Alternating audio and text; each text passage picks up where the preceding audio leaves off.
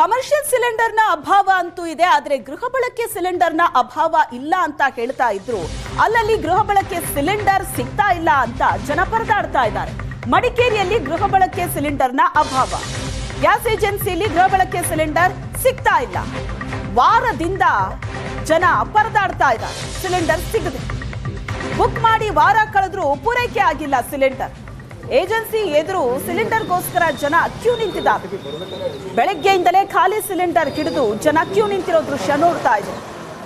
Gas ಏಜೆನ್ಸಿಯಲ್ಲಿ ಗೃಹ ಬಳಕೆ cylinder ಸಿಗ್ತಾ ಇಲ್ಲ. ಸಿಲಿಂಡರ್ ಬುಕ್ ಮಾಡಿ ವಾರ ಕಳೆದು ಹೋಗಿದೆ. ಕೊಲ್ಲಿ ರಾಷ್ಟ್ರಗಳಲ್ಲಿ ನಡೆತಿರುವಂತಹ ಯುದ್ಧದ ಪರಿಣಾಮವಾಗಿ ಈಗಾಗಲೇ ವಾಣಿಜ್ಯ ಬಳಕೆಯ ಸಿಲಿಂಡರ್ಗಳೇನಿತ್ತು ಅವುಗಳ ಕೊರತೆ ತೀವ್ರವಾಗಿ ಕಾಡ್ತಾ ಇತ್ತು. ಆದರೆ ಗೃಹ ಬಳಕೆಯ ಸಿಲಿಂಡರ್ಗಳಿಗೆ ಯಾವುದೇ ಸಮಸ್ಯೆ ಇಲ್ಲ ಅಂತ ಹೇಳಿ ಸರ್ಕಾರಗಳು ಹೇಳ್ತಾ ಇದೆ. ಆದರೆ ಇಲ್ಲಿ ನೋಡಬಹುದು, ಮಡಿಕೇರಿಯ ಇಂಡಿಯನ್ ಗ್ಯಾಸ್ ಏಜೆನ್ಸಿ ಏನಿದೆ, ಕೂರ್ಗ್ ಇಂಡಿಯನ್ ಗ್ಯಾಸ್ ಸರ್ವಿಸ್ ಏನಿದೆ, ಸೊ ಇಲ್ಲಿ ಸಾಕಷ್ಟು ಜನರು ಬೆಳಗ್ಗೆಯಿಂದನೂ ಕೂಡ ಸಿಲಿಂಡರ್ಗಾಗಿ ಕಾಯ್ತಾ ನಿಂತಿರೋಂಥದ್ದು. ನೂರಾರು ಜನರು ಸರ್ದಿಯಲ್ಲಿ ನಿಂತು ಪಾಪ ಬೆಳಗ್ಗೆ 5 ಗಂಟೆಯಿಂದ ಬಂದು ನಿಂತಿರೋರು ಕೂಡ ಇದ್ದಾರೆ. ಇನ್ನೂ ಕೂಡ ಅವರಿಗೆ ಸಿಲಿಂಡರ್ ತಗೊಳ್ಳಿಕ್ಕೆ ಆಗ್ತಾ ಇಲ್ಲ. ಅಂದರೆ ಸರಿಯಾದಂತಹ ಸಪ್ಲೈ ಇಲ್ಲೂ ಕೂಡ ಸಿಗ್ತಾ ಇಲ್ಲ ಅನ್ನೋದು. ಹೀಗಾಗಿ ಜನರು ಸಾಕಷ್ಟು ಸಮಸ್ಯೆಯನ್ನು ಅನುಭವಿಸ್ತಿದ್ದಾರೆ. 4-5 ದಿನಗಳಾಯಿತು, ಕೆಲವರಿಗೆ 1 ವಾರ ಆಗಿದೆ ಸಿಲಿಂಡರ್ ಖಾಲಿಯಾಗಿ. ಪಾಪ ಅಡುಗೆ ಮಾಡಲಿಕ್ಕೆ ಸಿಲಿಂಡರ್ ಇಲ್ಲದೆ ಪರದಾಡ್ತಿದ್ದೀವಿ ಅನ್ನೋಂಥವ್ರು ಕೂಡ ಬಂದು ಸರ್ದಿಯಲ್ಲಿ ನಿಂತು ಕಾಯ್ತಿರೋಂಥದ್ದು. ಸಾಕಷ್ಟು ಸಮಸ್ಯೆಯಲ್ಲಿದ್ದಾರೆ. ಇನ್ನೂ ಕೂಡ ಇವರಿಗೆ ಸಿಲಿಂಡರ್ಗಳನ್ನು ತಗೊಳ್ಳಿಕ್ಕೆ ಸಾಧ್ಯ ಆಗ್ತಾ ಇಲ್ಲ. ನೋಡ್ಬೋದು ಎಷ್ಟೊಂದು ಜನ ಇಲ್ಲಿ ಮುಗಿಬಿದ್ದಿದ್ದಾರೆ ಅಂತೇಳಿ. ಅಂದರೆ ಸರ್ಕಾರ ಏನೋ ನಮಗೆ ಯಾವುದೇ ರೀತಿಯ ಗೃಹ ಬಳಕೆಯ ಸಿಲಿಂಡರ್ಗಳ ಪೂರೈಕೆಯಲ್ಲಿ ಯಾವುದೇ ಸಮಸ್ಯೆ ಇಲ್ಲ ಅನ್ನೋಂತಹ ಮಾತನ್ನು ಸರ್ಕಾರಗಳನ್ನು ಹೇಳ್ತಾ ಇದೆ.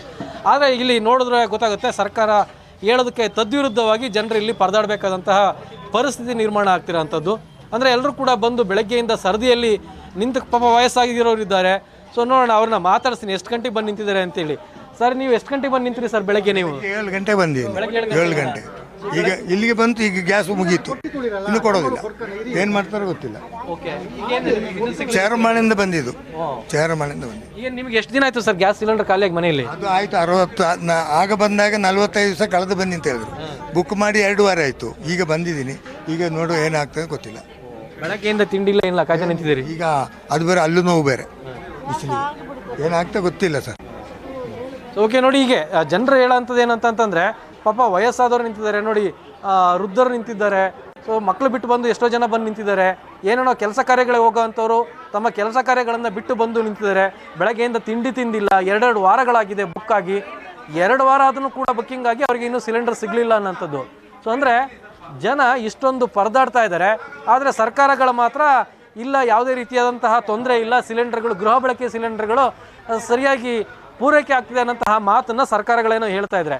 ಆದರೆ ಸರ್ದಿಯಲ್ಲಿ ನೋಡ್ಬೋದು ಎಷ್ಟು ದೊಡ್ಡ ಹನುಮಂತನ ಬಾಲ ಬೆಳ್ಕೊಂಡು ಹೋಗುತ್ತೆ ಅಂತ ಹೇಳ್ತಾರಲ್ಲ, ಹಾಗೆ ದೊಡ್ಡ